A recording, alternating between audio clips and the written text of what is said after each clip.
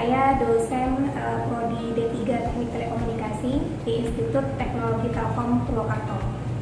Saya mengampu mata kuliah Matematika 1 dengan bobot 2 Prodi D3 Teknik Telekomunikasi. Adapun CPM dari mata kuliah Matematika 1 ini yang pertama adalah mahasiswa mampu menganalisis persoalan matematis dengan menggunakan konsep pertidaksamaan, turunan, dan juga integral.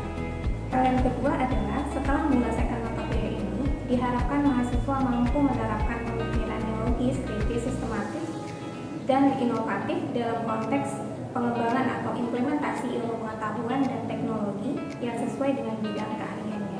Adapun deskripsi dari mata kuliah ini, di mana mata kuliah ini mengkaji tentang pengertian sistem bilangan real, definisi limit, kemudian teorema limit, definisi turunan, teorema turunan, kekontinuan fungsi, dan aplikasi turunan dalam permasalahan ekonomi dan juga fisika.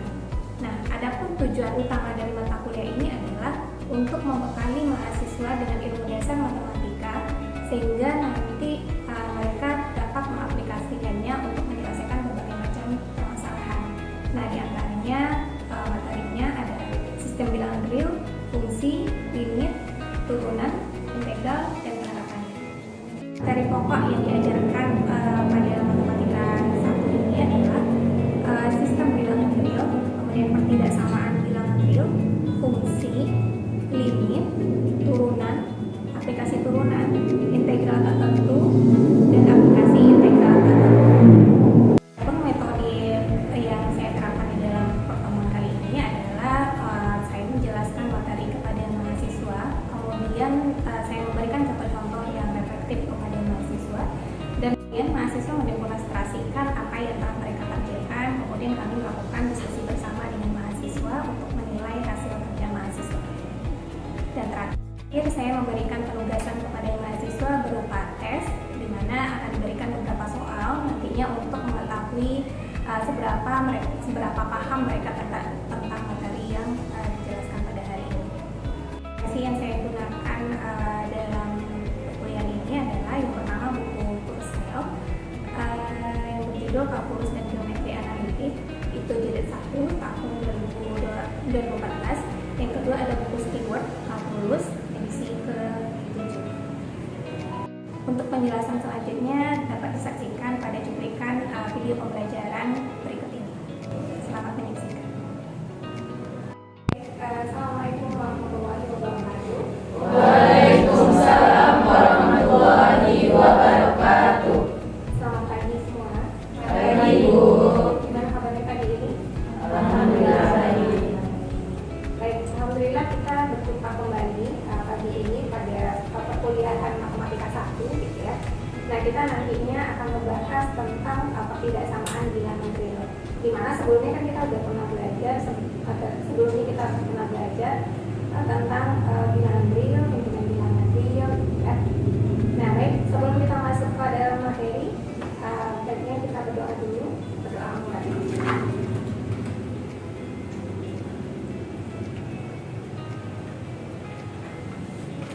Oke, baik, kita akan masuk ke dalam materi pertidaksamaan bilangan real.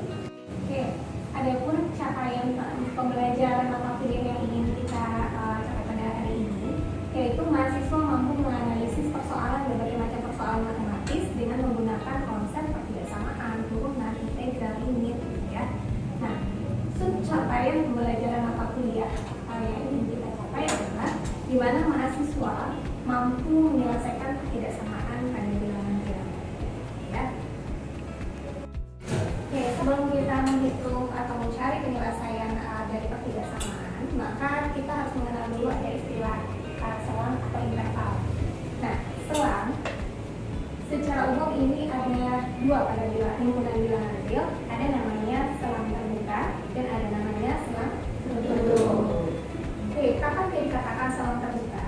Apabila diberikan bentuk pertidaksamaan seperti ini, di mana ini menyatakan bahwa X itu berada di antara A dan B, di mana nanti dia menggambarkan terbuka itu karena semua bilangan yang terdiri dari A sampai B, tapi A dan B-nya tidak masuk. Ya, nah ini yang dinyatakan bagaimana lambatnya penulisannya? Nah, maka penulisannya nanti adalah bentuknya seperti ini. A, B, di mana kurung yang kita pakai adalah kurung biasa. Oke, itu yang kita sebut dengan selang terbuka. Oke, selang tertutup. Nah, misalnya diberikan X, di mana X itu berada di antara A dan B. Nah, ini dia dikatakan merujuk selang tertutup karena ada ketidaksamaannya menggunakan tanda sama dengan. Nah, ini artinya apa? Nilai semua titik-titik atau semua bilangan yang berada di antara A dan B, termasuk juga A dan B itu sendiri. Ya, kalau tadi selang terbuka, kalau selang terbuka si A dan B-nya tidak masuk dalam selang. Nah, sementara kalau dia selang tertutup, A dan B-nya masuk ke dalam surat pembahasannya. Sekarang kita akan mengenal tentang bentuk penulisan himpunan, kemudian penulisan selang dan juga grafik. Oke, nah misalnya diketahui ada penulisan himpunan di sini, di mana ini kita baca X, di mana X kurang dari A, di mana X itu nanti elemen real. Nah, maka kalau kita menuliskannya dalam bentuk selang, kalau dia kurang dari A, itu artinya kan dia batasan ke kirinya tidak ada batasan kan. Nah, sementara batas ke kanannya itu A. Nah, maka penulisan selangnya nanti dari minta hingga sampai A. Ini kenapa kita gunakan kurung biasa di sini? Karena dia tanda ketidaksamaannya tidak pakai sama dengan dan dia termasuk selang terbuka. Oke, nah bagaimana dengan bentuk grafiknya? Nah, bentuk grafiknya kita gunakan bentuknya yang sama ya, mulai dari A ke kiri gitu ya, yang daerahnya yang di sini, dari A ke kiri yang di sini. Nah, ini kita gunakan selangnya selang terbuka juga, ya. Nah, dan begitu seterusnya di sini. Nah, kalau misalnya diberikan X di mana X itu kurang dari sama dengan A, nah artinya kan di sini pakai sama dengan ya, tidak samaannya. Nah, maka nanti ini artinya apa? Ini selang tertutup, sehingga ketika kita menuliskan dalam selang, mulai dari minta hingga sampai A, ini kita kasih kurung seperti itu. Nah, ini juga dengan grafiknya juga sama. Daerahnya karena dia kurang dari A, berarti kan daerahnya ke kiri ya. Ke kiri mulai dari A sampai ke minta hingga. Nah, di sini kita tinggal memberikan kurung siku. Nah, daerahnya itu tinggal diarsir lebih tebal. Dan itu seterusnya juga sampai ke bawah. Nah, apabila dia berada di antara, misalnya X berada di antara A dan B, nah ini karena tidak pakai tanda sama dengan lagi perbedaannya, maka ketika penulisan selang itu kita menuliskannya A, B yang di sini menggunakan huruf biasa, gitu ya. Membedakannya. Nah, bagaimana kalau misalnya X-nya itu elemen real, gitu ya? Kalau elemen real kan banyak ya, dibagi dari minta hingga sampai ke hingga, maka grafiknya itu terbatas. Ya. Oke, baik. Nah, sekarang bagaimana kalau misalnya kalau ini kan dia sama ya, sama-sama tidak pakai sama dengan, sama-sama pakai sama dengan. Nah, bagaimana kalau misalnya yang si A ini dia pakai sama dengan, tapi yang si B dia tidak pakai sama dengan. Nah, maka nanti penulisan di selangnya ini mengikuti ketidaksamaan di sini. Kalau di bagian A-nya ini dia pakai sama dengan, maka di sebelah kiri A-nya ini kita tulis dia huruf siku. Nah, yang tadi si B dia tidak pakai sama dengan, berarti kita tulis di sini huruf biasa. Ini mengikuti, ya. Apa yang sudah saya jelaskan tadi, mungkin ada pertanyaan dulu sebelum kita lanjut ke materi berikutnya. Ya, Bu. Ya, silakan. Baik Bu, izin bertanya. Rizka ingin menanyakan bagaimana kalau salah satu tanda yang digunakan itu menggunakan tanda sama dengan Bu, misalnya X-nya lebih dari atau sama dengan A dan X-nya kurang dari B. Bagaimana kurung yang digunakan?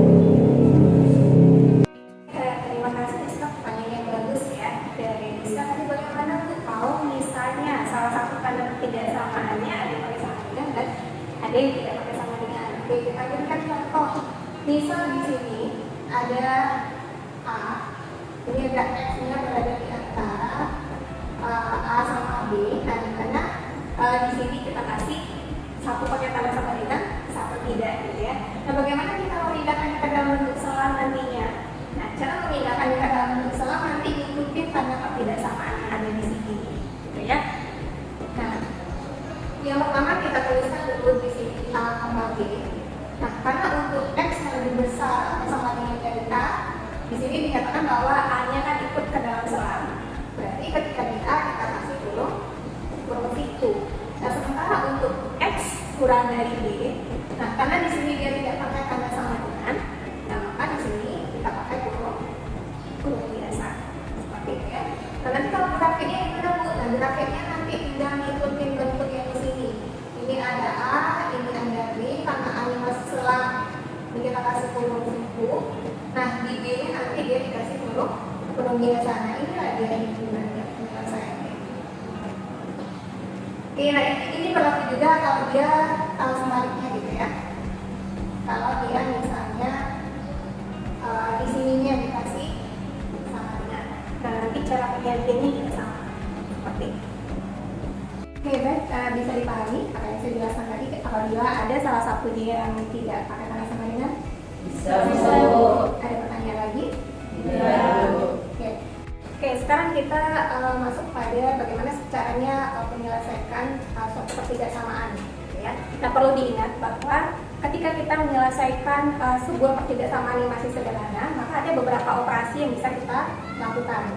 Nah, yang pertama itu kita bisa menambahkan atau mengurangkan di kedua ruas dengan bilangan yang sama. Jadi bilangnya itu harus sama gitu ya, di kedua ruasnya. Nggak boleh yang satu ditambah dengan 5, yang satu dikurang dengan 3, itu nggak boleh gitu ya. Jadi kalau ruas kanannya ditambah 5, maka ruas kirinya juga nanti harus ditambah 5. Begitu juga kalau dikurangi gitu ya.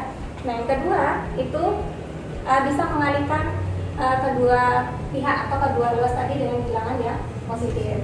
Nah, yang ketiga itu bisa mengalihkan atau membagi kedua pihak dengan bilangan negatif. Tapi harus ingat di sini, ketika kita mengalih atau membagi dengan bilangan negatif, maka tandanya harus dibagi. Oke. Kalau misalnya kita ingin menyelesaikan bentuk pertidaksamaan yang lebih kompleks gitu ya, di dalamnya nanti bisa ada persamaan kuadrat atau ada bentuk pecahan gitu ya. Nah, yang bisa kita lakukan yang pertama adalah menjadikan ruas salah satu ruasnya itu jadi 0 lebih dahulu, sehingga nanti lebih memudahkan untuk mengoperasinya. Nah, yang kemudian kalau misalnya dalam bentuk pecahan, berarti kita bisa lakukan menyamakan penunjuknya, atau bisa kita faktorkan kalau dia berbentuk persamaan kuadrat.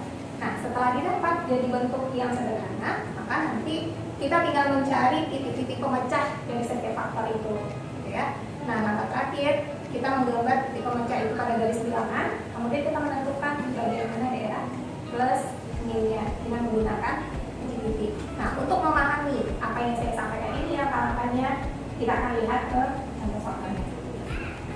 Kita lihat contoh soal yang pertama. Di sini katanya tentukan penyelesaian dan grafik dari pertidaksamaan 3x min 5 kurang dari atau sama dengan 2x plus 2. Nah, langkah yang pertama yang akan kita lakukan adalah, nah ini di kedua ruas kan sama-sama ada x ya. Kalau bisa kita masukkan variabel x-nya di sebelah kiri dulu, gitu ya. Nah, maka untuk tahapan yang pertama kita bisa sama-sama mengurangi, gitu ya, supaya 2x-nya ini habis. Berarti kita kurangi dengan 2x yang di ruas kanan, yang di ruas kiri ini juga harus dikurangi dengan 2x. Oke, berarti di sini 3x nanti dikurangi 2x, di sini sisanya x min 5. Nah, ini tadi kan 2x dikurang 2x sudah habis ya, berarti sisa 2. Nah, ini tinggal kita sama-sama ditambah 5 gitu ya. Berarti yang di sini jadinya tinggal x, yang di sini jadinya 7. Nah, sehingga kita memperoleh nilai atau himpunan penyelesaiannya x kurang dari atau sama dengan dari 7. Nah, kalau kita udah mendapatkan bentuk yang seperti ini, nah maka untuk himpunan penyelesaiannya kalau mau dituliskan dalam bentuk selang, karena dia lebih kecil atau kurang dari 7, berarti kan dia ke kirinya nggak berbatas gitu ya. Karena ke kirinya nggak berbatas, berarti mulai dari minta hingga sampai ke 7. Kenapa 7-nya kurung siku di sini? Ya, Masuk dalam selang. Kenapa kita bisa tahu dia masih selang? Karena tanda persamaan Nah, itu dia. Karena tanda pertidaksamaannya sama dengan. Oke. Nah, sekarang gimana bentuk grafiknya? Tinggal kita gambarkan aja. Daerahnya di sini 7, dia arealnya kurang dari 7 dan sama dengan 7-nya masuk.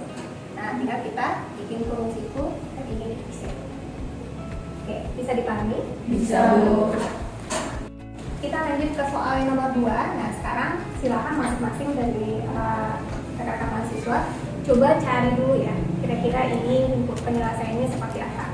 Cuman ingat ini ada batasan kiri kanan, maka yang harus kita upayakan di tengahnya ini, upayakan dia hanya bersisa X nanti, seperti itu, sehingga kita mudah untuk menentukan hitungan penyelesaiannya. Ya, silakan dikerjakan dulu, nanti akan kita bahas.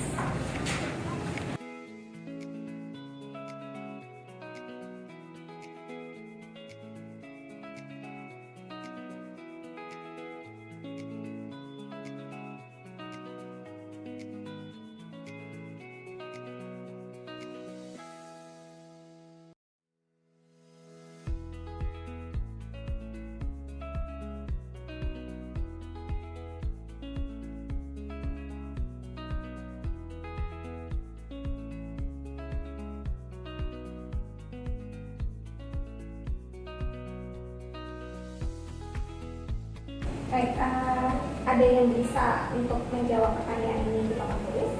Silakan. Ya, silakan. Kita akan mencoba untuk menjelaskan soal dari 5x dikurang 1 sama dengan 4 dikurang 3 kurang dari atau sama dengan 9. Yang pertama kita buat dulu diketahui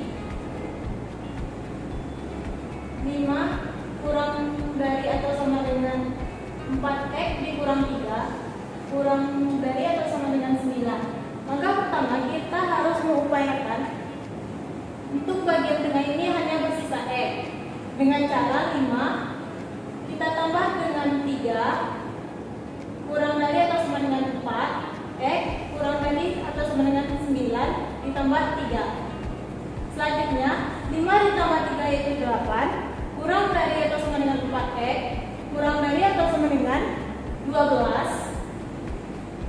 Sekarang untuk mengupayakan hanya bersisa 4, kita harus membagi kedua ruas dengan 1/4. Kedua ruas dibagi 4,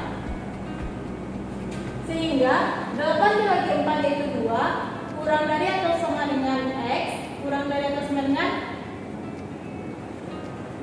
3, sehingga himpunan penyelesaiannya yaitu 2,3, yang mana grafiknya yaitu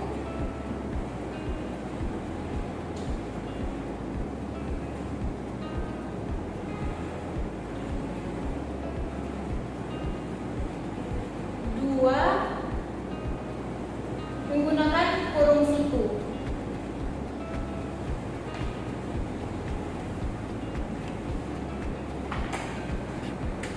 Dari saya kembalikan kepada Ibu.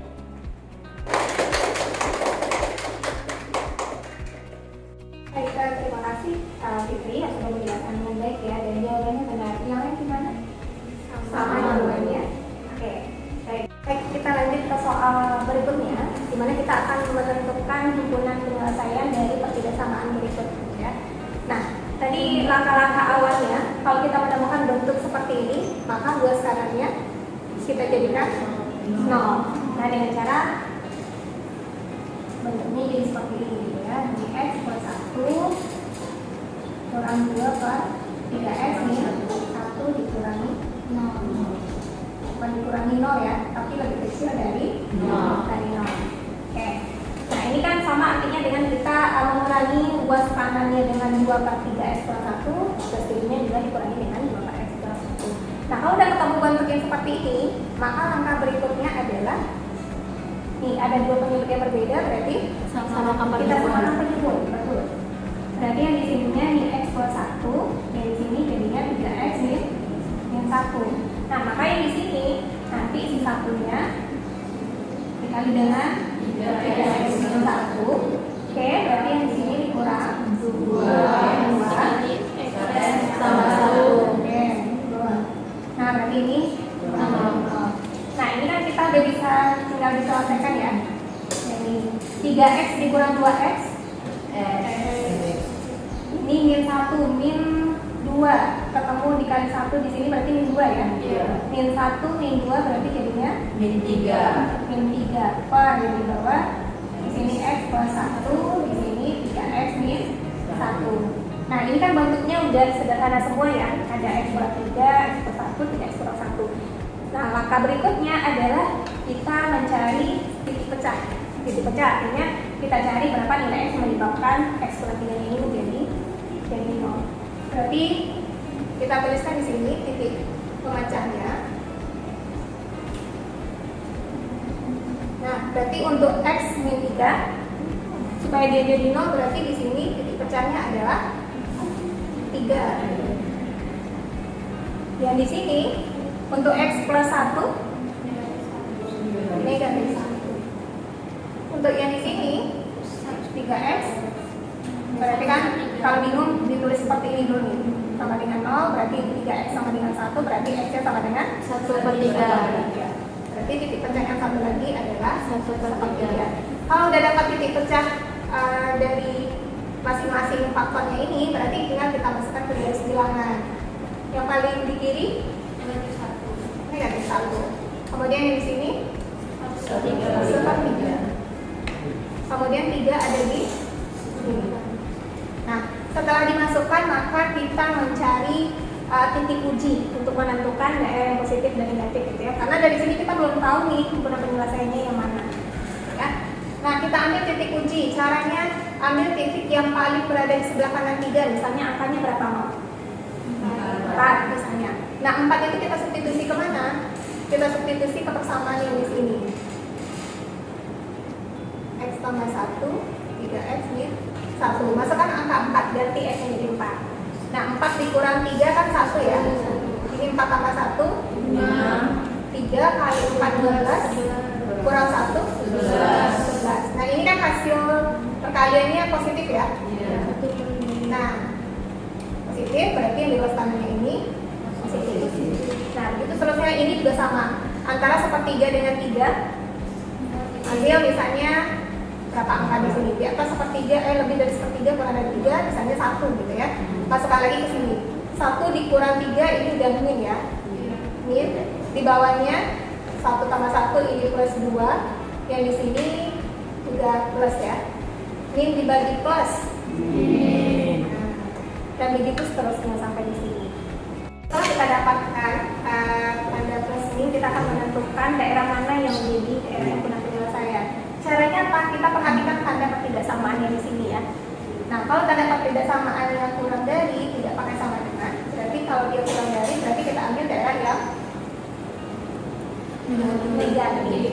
Benar. Kita ambil daerahnya yang negatif berarti di sini ada 2 nih daerahnya. Di sini 1, di antara sepertiga dan sama 3 1. Nah, sekarang karena dia kecil dari berarti kita tulis dia pakai kurung biasa, kemudian ini juga kurung biasa. Nah, kita tuliskan dalam bentuk selangnya lagi himpunan penyelesaiannya.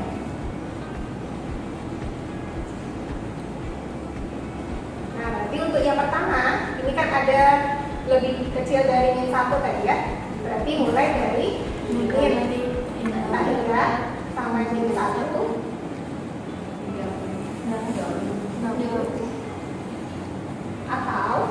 atau berarti bentuknya seperti ini ya, gabungan atau gabung gitu ya. Berarti yang di sini di antara sepertiga. Nah, ini lagi ya himpunan penyelesaian untuk tidak samaan ini. Oke, ada pertanyaan? Bisa dipahami? Bisa. Oke, baik. Demikian contoh soal yang sudah kita bahas. Diharapkan nanti dengan materi ini kedepannya mahasiswa sekalian bisa mengaplikasikan atau bisa menyelesaikan berbagai macam permasalahan matematis yang nantinya menggunakan konsep dari ketidaksamaan ini. Ya, mahasiswa sekalian. Nah, ini ada tugas yang akan kalian kerjakan, di mana nanti silakan mencari himpunan penjelasan dan grafik dari ketaksamaan. Ada 3 buah soal ya untuk ketidaksamaan ini, maka tentukan himpunan penjelasan dan grafiknya seperti apa. Ya,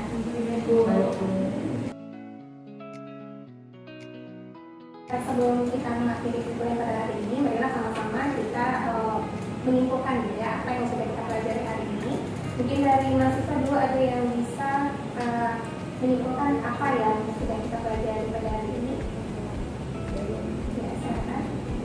Baik, sebelumnya dari pembelajaran yang saya dapat mengenai ketidaksamaan itu terdapat 2 selang. Pertama ada selang tertutup dan ada selang terbuka. Kalau untuk selang terbuka dia biasanya menggunakan kurung biasa. Kalau untuk selang tertutup tadi dia menggunakan kurung siku. Mungkin dari saya itu.